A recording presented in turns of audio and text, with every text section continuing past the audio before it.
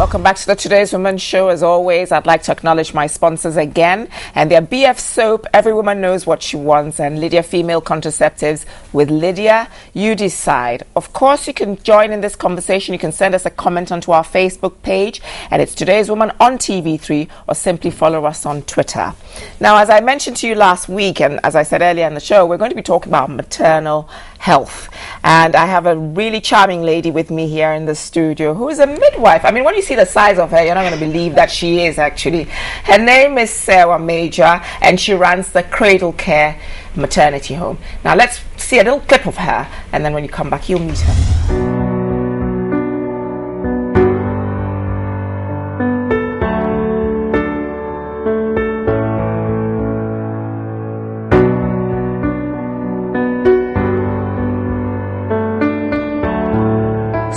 Serwah Major is a Ghanaian-born, UK-trained midwife who has been practicing for the past 10 years.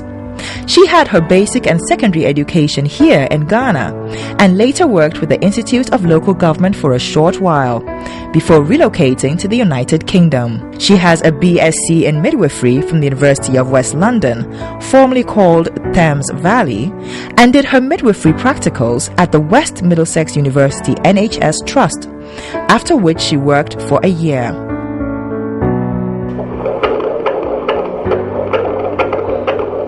Serwah later moved to New Romney, Kent, and worked in William Harvey Hospital as a hospital midwife for 2.5 years.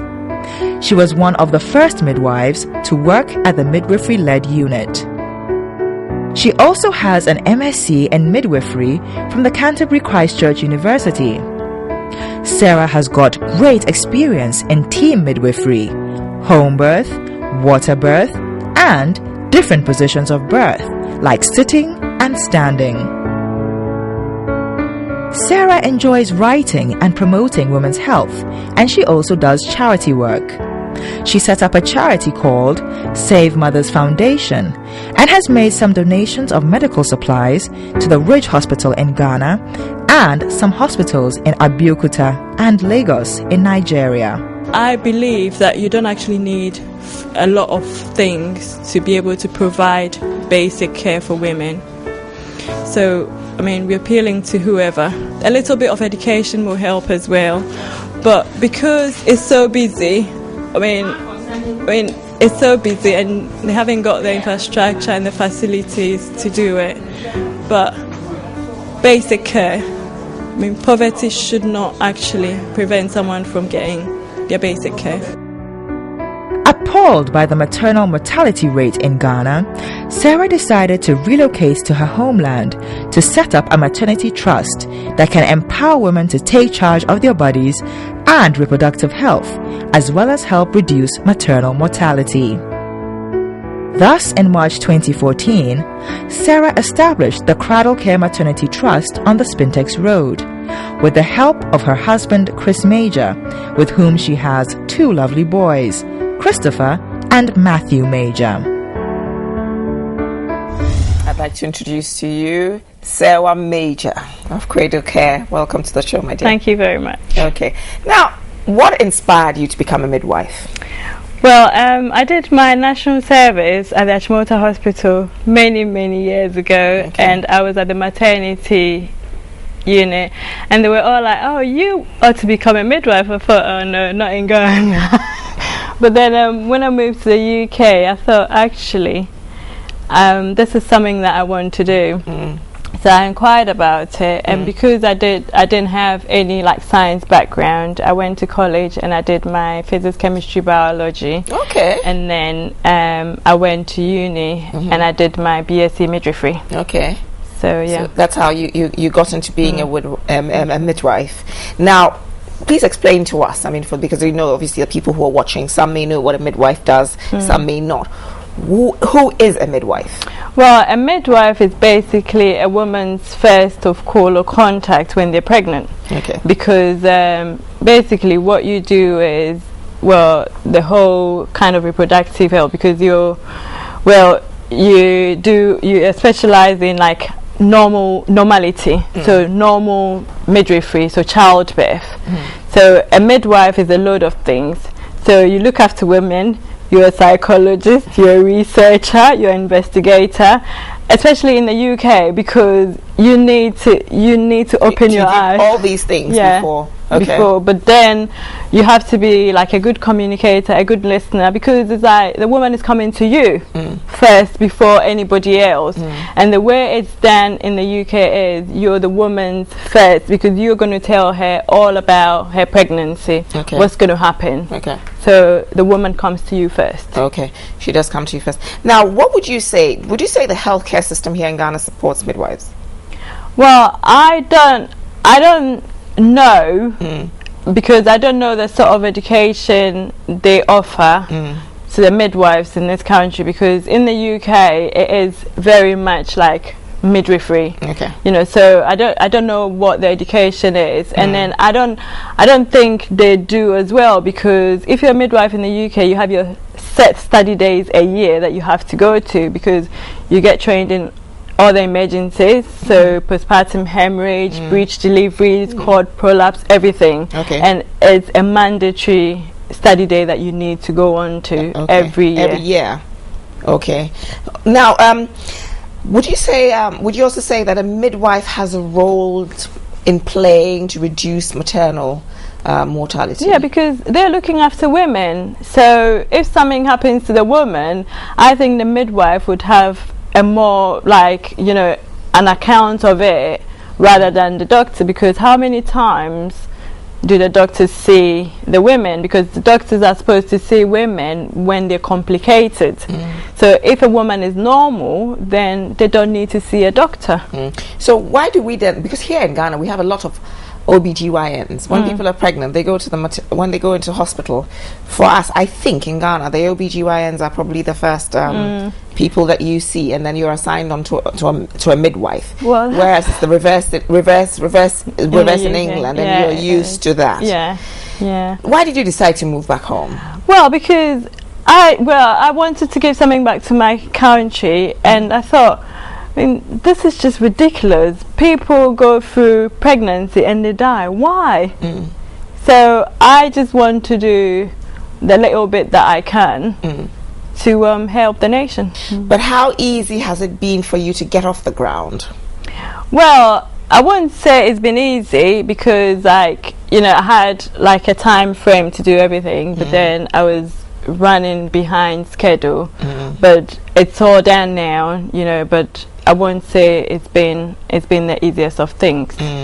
Now, and why would you think your center stands out from others? I see women from the beginning, but then if you come, like, let's say around 20 weeks, and you want to have your baby there, first of all you have to be low risk, but you should have your notes from the beginning, because the thing is with the scans as well, because in pregnancy, if you're normal, you only have to have 2 scans in the entire pregnancy.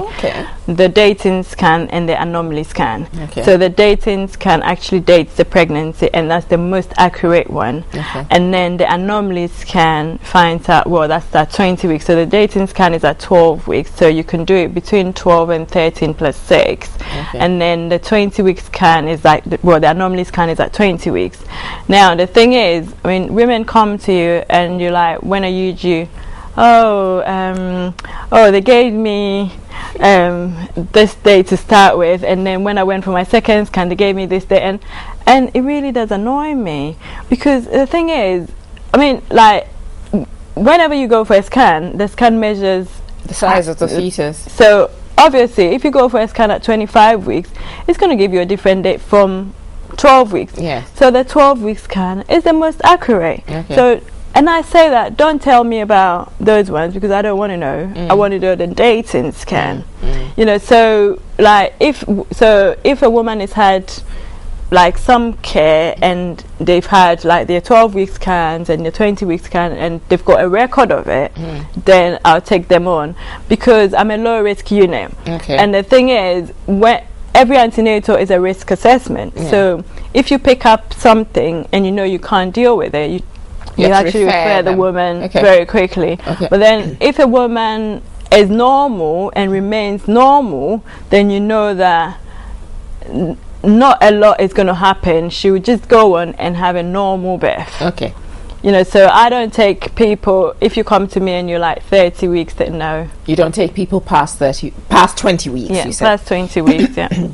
But you also introduced a new form of birthing, which is the water births. Can you tell us, enlighten us a little about water births? Well, water birth is having a baby in water. I mean, it's not new because it's been practiced. But it's a new phenomenon here in Ghana. Well, yeah. So, it's having your baby in water, because what the water does is it actually relaxes your body, because sometimes when you're in pain and you go and have a bath, you relax. Okay. So it's the same kind of thing. With the water birth, you're not stuck on a bed, or you're not stuck with your feet in stirrups or something so like you that. can kind of move around. So, but you have to, because when you're in labor, you need to dilate 10 centimeters before you can push your baby out. So with a water birth, you need to be 4 to 5 centimeters before you can actually get in the water. Okay. Because the thing is, when you relax, the contractions might stop.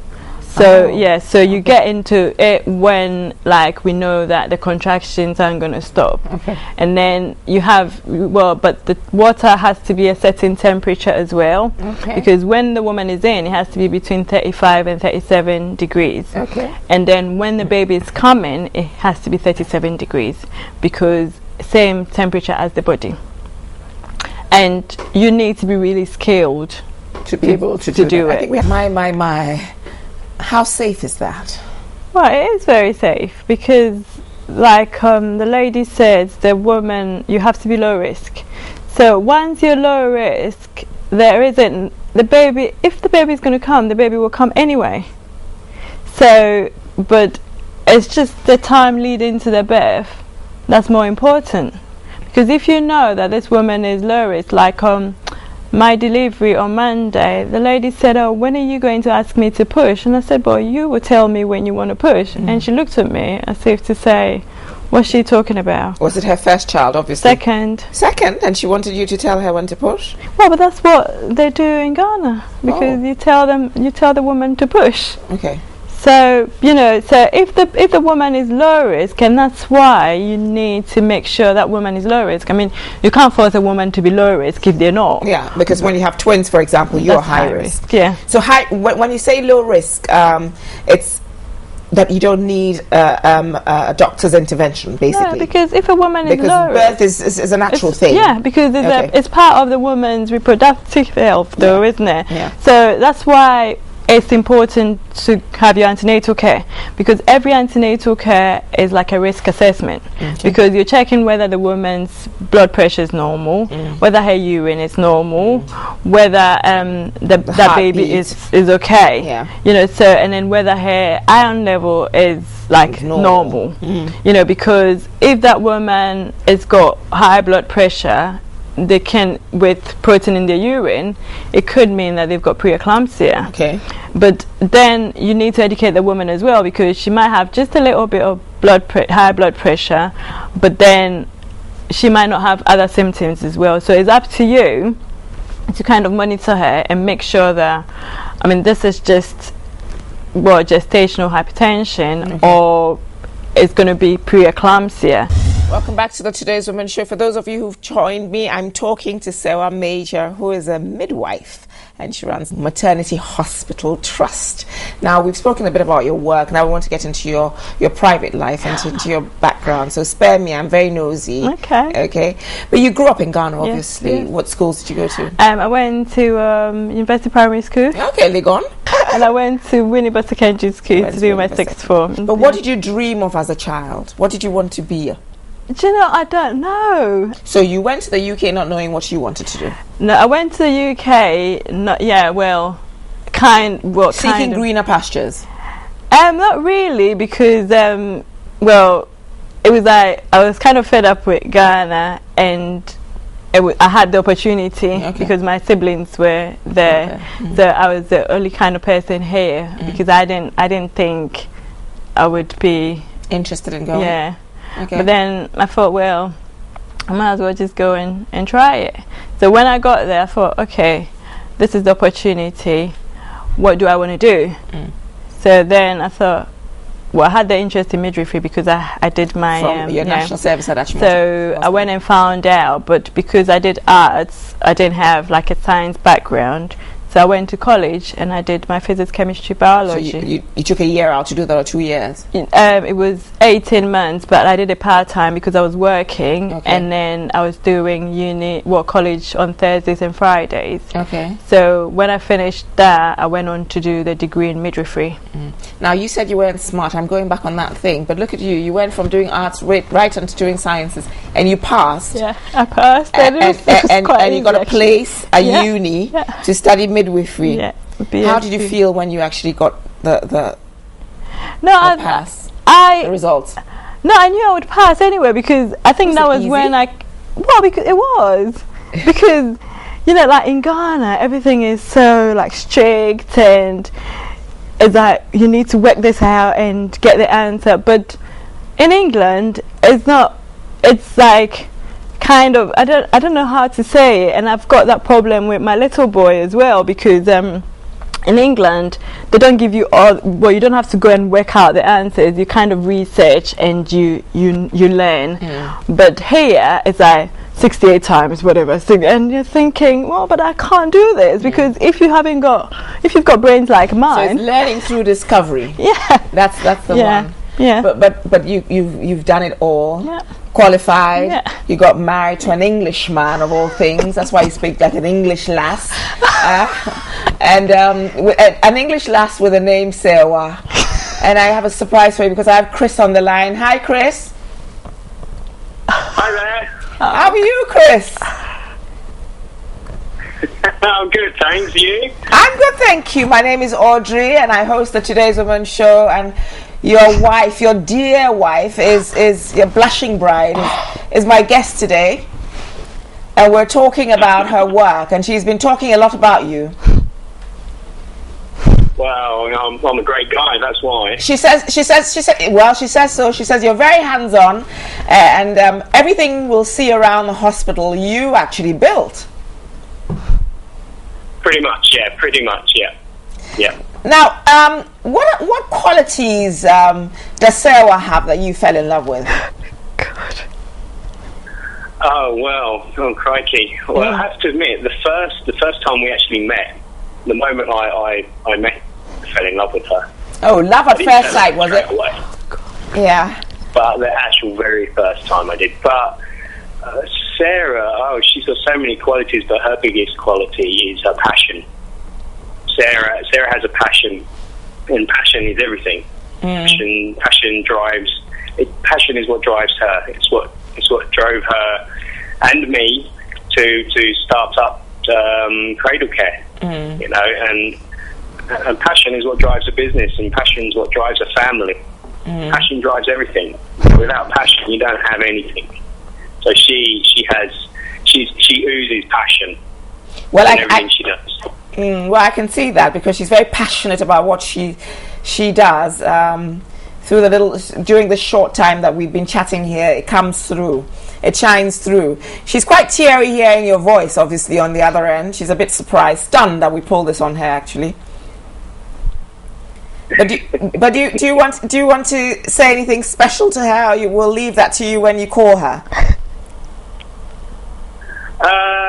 Yeah. Well, only that, you know,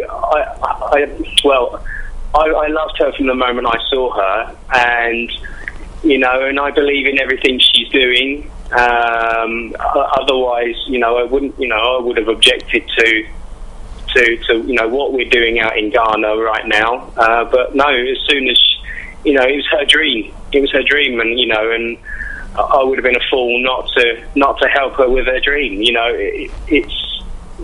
it was a no-brainer. It had to be done. You know, and I say her passion shone through, her quality shone through, and you know, and if everybody else could just follow her example, then believe me, the world would be a much, much better place. It would be. But you are indeed a good man to support your wife's dream and to be there for her. And we're really grateful that you took time out to take our call, considering you're not here in Ghana with us. We hope you'll come down soon. We've got great weather. Sure, no problem. Thanks, Chris, and take care. Thanks, mate. Take care. Bye. Love you, honey.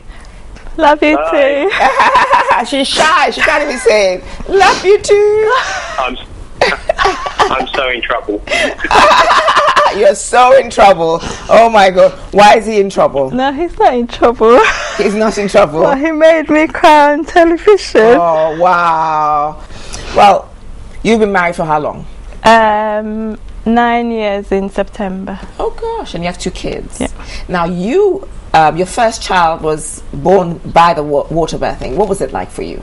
I mean, you can talk. You're doing it, and you've actually experienced it. No, so it was very nice, very relaxing, because it was a home birth as well. So in my own environment, and I chose like the room where I wanted to labour, and then where I wanted to have the water birth, because I had a pool and put it in the garden, but we had like a gazebo. Yeah, Christopher was born in July. Okay, so it was the summer. But we had a gazebo, so it was covered. But it was very, very relaxing, and I wouldn't have done it any different, because first of all, when I told my in-laws I wanted to have a water birth, they were like, "Are you crazy?" And then my mom, when I told her I was having a home birth, you know, let alone the water birth, you know, but a shanty woman, where do you expect that? Hospitals near too. Yeah, exactly. No, but you know, I want to have a home birth, and I don't think she didn't get it until she.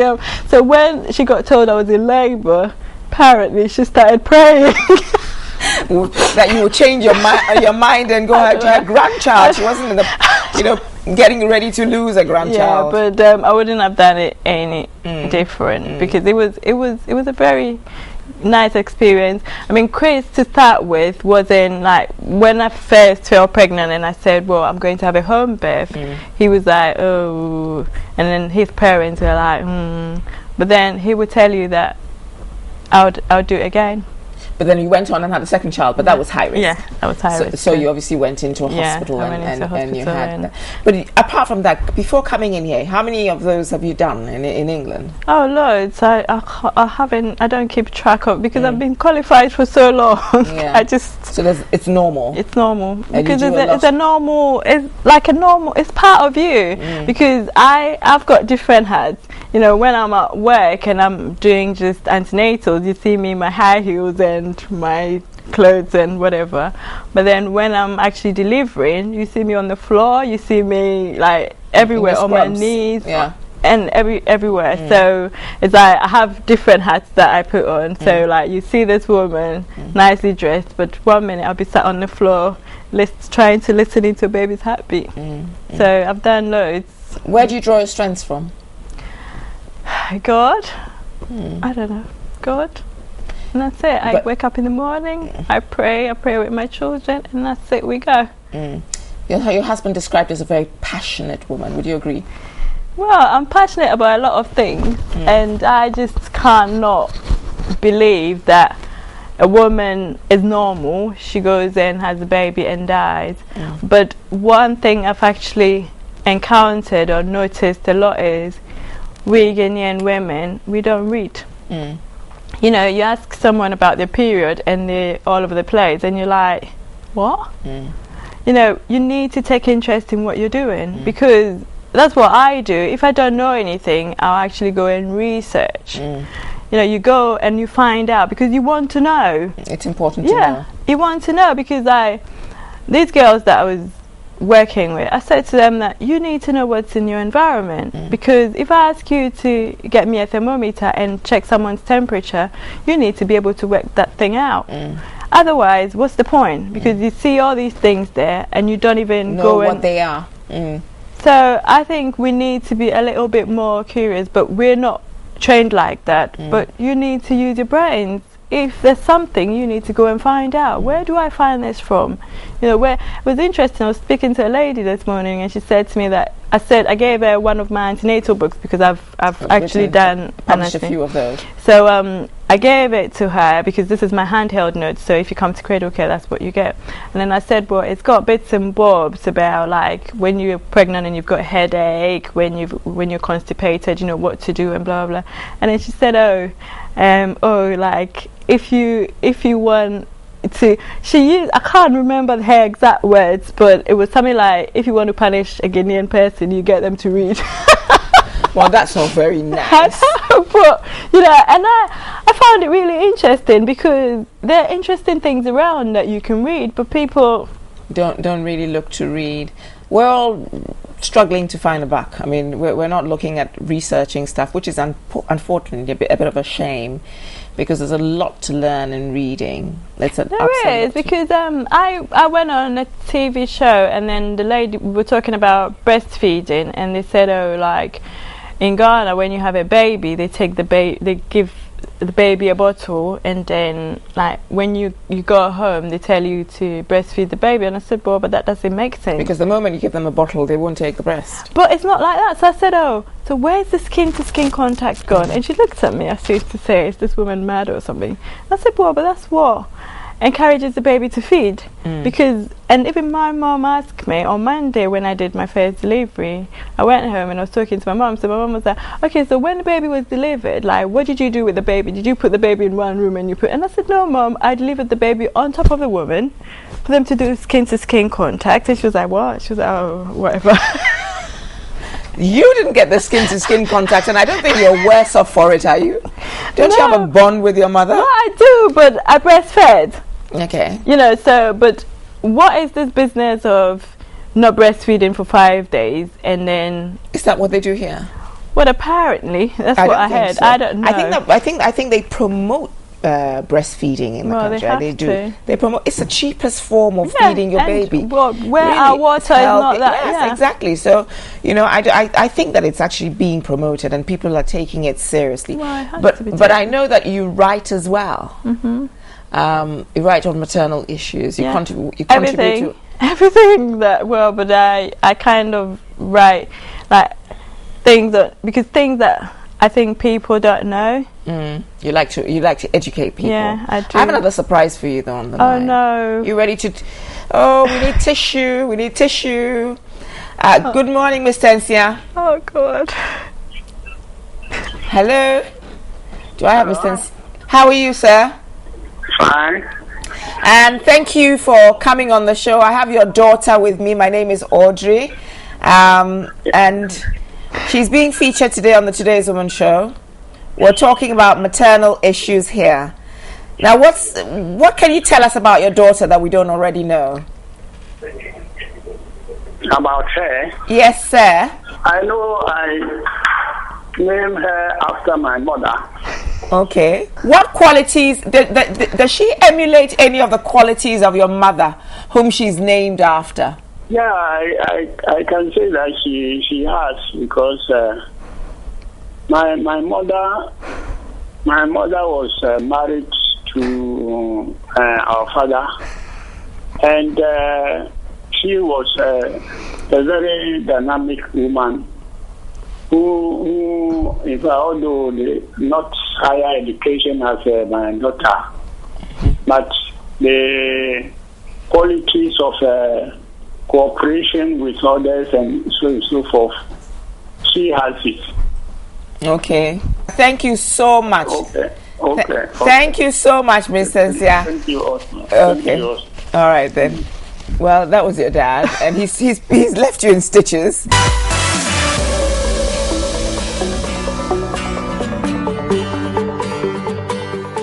I'd like to acknowledge my sponsors. BF Soap, every woman knows what she wants, and Lydia Female Contraceptives with Lydia, you decide. So family is everything to you, isn't it? Yes, it is. It is. How many siblings do you have? I've got 3. You've got 3 siblings, girls, boys? I've got 2 boys, two brothers. 2 brothers and a sister. And have you assisted at any of the births of your nieces and nephews?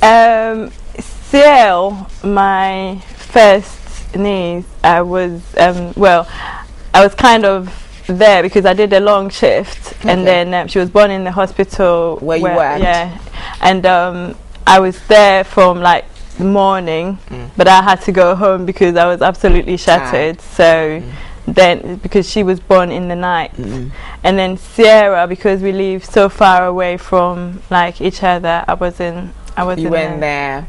Now, at the moment that the baby arrives, how does it feel for you as the midwife? I feel that I've done my job, you know, because like on Monday, the delivery I had, I kind of encouraged the man to come in the room because it's all about the family and everything for me, but he didn't want to. And I said, listen, because I did a birth plan with a woman at 36 weeks, and I said to the man that it's not going to be all bloody and scary and everything, but he was like, no, I don't want to do it.